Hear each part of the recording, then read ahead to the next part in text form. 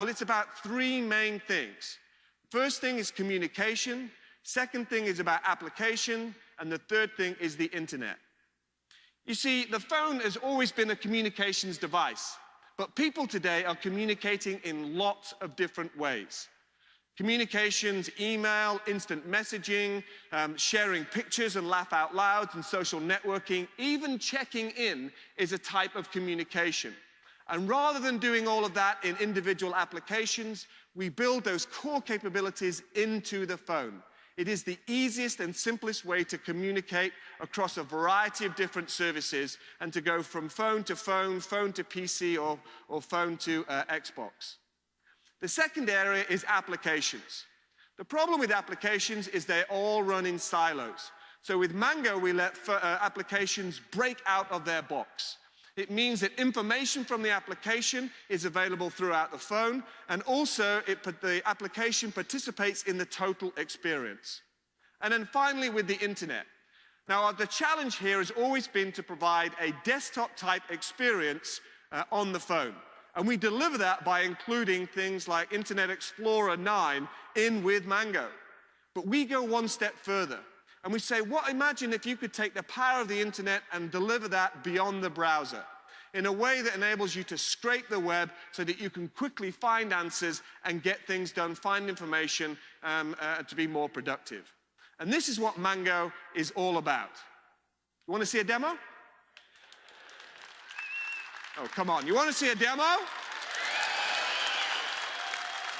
Okay, so please welcome Derek Schneider, who's going to take us through Windows Phone Mango. Derek.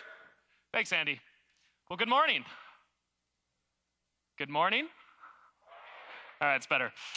Well, as Andy talked about, we want to take you through a quick peek at what we're doing in Windows Phone Mango, specifically in those three areas that we discussed: communication, apps, and internet. And let's go ahead and get that up on the big screen.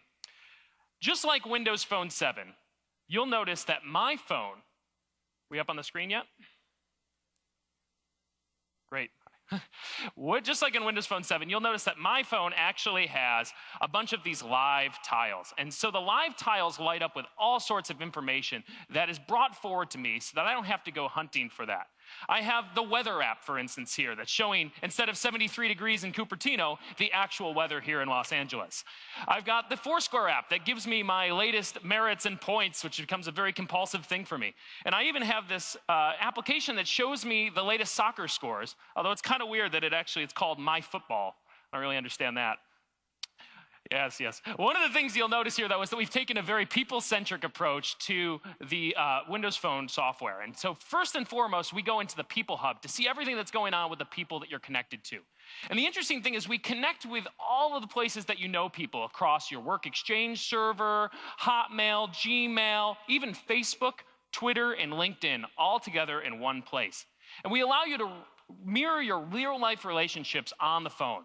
So for the purpose of this event, I actually have here my family, my New York City friends, and I've even created a new group here for WPC. Now, groups allows me to bring all the people that I want to connect with together in one place. So these are all the people that I've been hanging out with here at WPC and working with, and you'll notice that the tiles light up with latest information. When I get calls and emails and messages, all of that comes forward. We actually bring forward social networking information across all those services I just named for all these people. So I can see indeed when Augusto, for instance, checks in here at the Staples Center. It's really easy to keep tabs on people. I can see photos they're posting, etc. Speaking of photos, we actually bring all the pictures forward, so you don't have to go hunting in separate applications for them. And this is a really cool way for me to have photo albums of all the people and places that I've been hanging out with and everything we've been doing. And last but not least, we actually bring forward group communication. So it's really easy for you to send group emails or also do text and chat, both across SMS and the two largest social networks in the world, Windows Live and Facebook, both with over 500 million users. Unlike other phones like iMessage or BBM, we don't have a proprietary solution. We actually connect where your friends already are. And this is actually done through a feature called Threads. You'll notice here my friend Adrienne was trying to connect with me, and she said, we couldn't meet up this weekend. She's not on Facebook all that much. So notice this actually came in, and it appeared to be a text message. but it actually is a Facebook message. And so what's really cool is the phone is intelligent and gives me the option to actually switch on the fly. So it's saying, indeed, Adrian DeFabio is offline, try text instead. And with one tap, I can go ahead and switch to text message, and I can continue this conversation as if it never stopped. Yeah. But we didn't stop there. We actually wanted to invest in the email experience and make this truly the best phone for email. Our competitors have an all or nothing approach when it comes to email inbox combination. Either all of your inboxes are together or they're all separate. Here, I actually have two tiles representing my inbox. I have a linked inbox on the left for my personal mail, which I've combined Hotmail and Gmail. And on the right, I have my work inbox, which connects up to Exchange. Let's take a look at that. You'll notice right off the bat, some people are reading my extremely authentic email.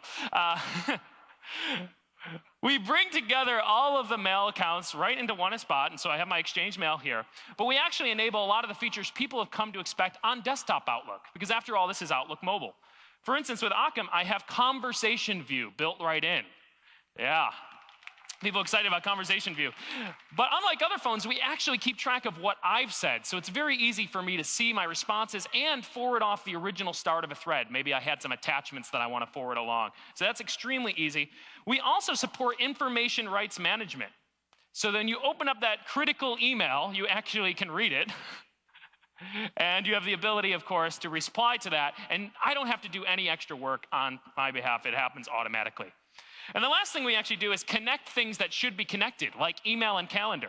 So when I open up this meeting request from Andy for In-N-Out Burger later today, it actually scans my calendar, tells me I have a scheduling conflict. When I tap on that, it takes me right to that part of the calendar. And the coolest thing is I'm able to see conflicts that exist across work and life, because we actually bring together Hotmail calendars, Gmail calendars. I've got my Facebook calendar. It's all here. Now, as you saw earlier, Steve actually wanted some financial data, so I better take care of that before I get off stage. And for that, I'm actually going to go into one of our key and core hub experiences. These are really pivoting now to talk about our applications. This is the Office Hub, and you'll notice that it synchronizes all of my notes, and these come down automatically from the cloud. They're stored up in SkyDrive. And I also have all my documents, and this is pulled together from a bunch of different sources.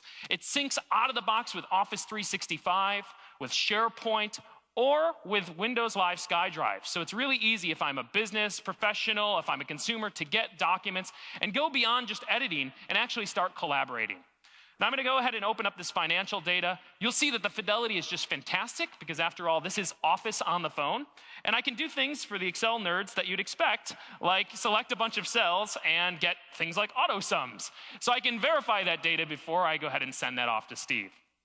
Now, that's an example of what we've done with our application experiences, and there's actually plenty more. We don't have time to talk about Xbox or what we've done with Link, but you'll see those a little later in our side keynote. What we really want to do is show you what third parties are doing on top of the platform, and for that, I want to show an application coming from British Airways. You'll notice that British has exploited some of the new capabilities in Mango, and I'll point those out in a minute. We have the ability to see my next flight. You'll notice the app is designed just like a great Windows Phone app where you have the pivot and panorama. I can see all of my flight details. I can see my frequent flyer information. And I also have the ability to do things that you'd expect, like check in for flights. So I'm going from New York to London tonight. I have not yet chosen my seat, so I'm going to do that right now. Now, what we've heard from developers, oh yes, the anticipation. What we've heard from developers is that they don't want to make compromises between choosing an application that they're going to create in Silverlight, which supports great things like buttons and forms and things like that you'd expect, and also what you would do with 3D graphics in, for instance, a game, and using XNA. And so you'll see here that British has actually created this immersive 3D experience for seat check-ins, so that you can indeed see that a window seat is better than the aisle or better than the middle seat. So I'm going to go ahead and confirm that now. I'm going to go ahead and officially check in for the flight, and I'll get my boarding pass. Now, the really cool thing is I actually get all sorts of flight info. I can see information about movies, and we connect directly to Bing to get more information about these movies. I can see the dish that I'm going to have. I can get information about the plane, who's the captain, so I can greet him personally when I get on board. They love it when you do that. And I also can go ahead and pin this to the start screen. So we take applications out of their silos and allow you to take portions of applications and pin those to the home screen. Whereas on the bottom here, you actually see my boarding pass is pinned. And so unlike the guys with the iPhones at the front of the queue, you can just tap on your PIN and go straight into the part of the app you care about, which in this case is the boarding pass. Very easy. Wow. Now let's shift gears a little bit and talk about the internet. So as Andy talked about, we have Internet Explorer 9, the same rendering engine on Windows Phone Mango. And so while we actually have our experience, I thought it would be interesting to actually show some competitor experiences. And for this, I think we've all seen this demo before at probably previous WPCs. This is called Fish. And so the cool thing about Fish is that it animates in 3D on top of an HTML5 canvas. This isn't Flash. Basically, these animated fish, and we get a little frame rate on top. So here we have the latest and greatest BlackBerry. It's actually running at about 9 frames a second. Let's add to that the 4G LTE Samsung Charge, which is an Android phone. The fish are sort of moving along there. And let's actually bring in an iPhone 4. And it's running about 14 frames a second. Okay, setup complete. Let's now bring in the Windows Phone running Mango. And you'll actually see the fish are running 50 frames a second because they're taking advantage of graphics acceleration. Now you may say to me, Derek, that's great, but you know, this is your fall release, and these are the competitor's current release. Aha. Well, iPhone actually released iOS 5 Beta 3 yesterday, and it's flashed on this phone. So this is their fall release against our current fall release as well. So it is an apples to oranges comparison, apples to apples, I guess you could say. Anyways, you get the picture. Okay, let's go ahead and finish off the demo with one more thing. And this is really about how we tailor the web for you. And so this is Bing integration into Mango. And we actually bring this to the next level by taking advantage of sensors so that you can complete searches on the phone in a really new and unique way. Now, Andy doesn't know this, but I took this book out of his bag. He was reading it on the way. What Andy doesn't know is that I also am a huge Bieber fan. And using a new feature called Bing Vision, I'm going to get some more information about this book. I hover over the book, and within a few moments, I get the instant result.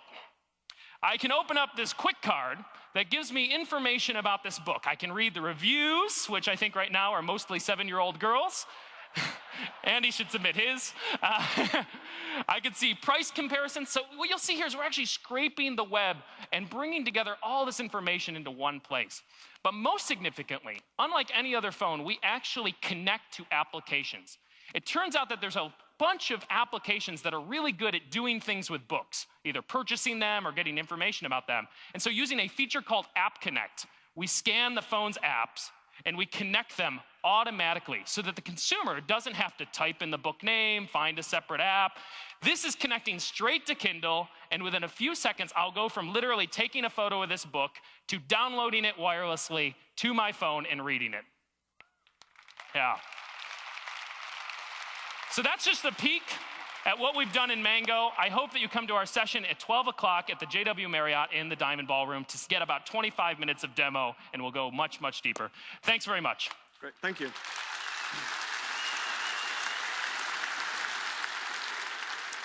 Obviously need to watch Derek in my bag next time.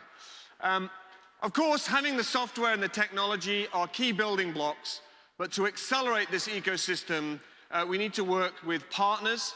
That's yourselves, whether you're providing infrastructure, productivity solutions, or line of business solutions, operators, and handset makers. And if you look at the progress that we've made together, really it has been truly amazing. Just looking at applications in the marketplace, we have gone in 8 months from 0 to over 22,000 applications in the marketplace. And to put that in perspective, that's the fastest ramp up of any new mobile operating system ever. And in 8 months, we've overtaken more applications than RIM has had in their marketplace, which has been available for over 2.5 years. So I want to say a very big thank you to you and congratulations on this milestone. Of course, it's not just about applications, but the phone becomes an endpoint for the solutions that you're providing to your customers. And IDC recently did a study. First of all, they're predicting that Windows Phone will be the #2 smartphone in 2014. More about that in just a second. But what they've also done is looked at the revenue attach opportunities that there are for partners when they go through to provide infrastructure that feeds the phone through things like management, security, and enabling these types of scenarios. The second thing is productivity through delivering things like Office 365, Office itself,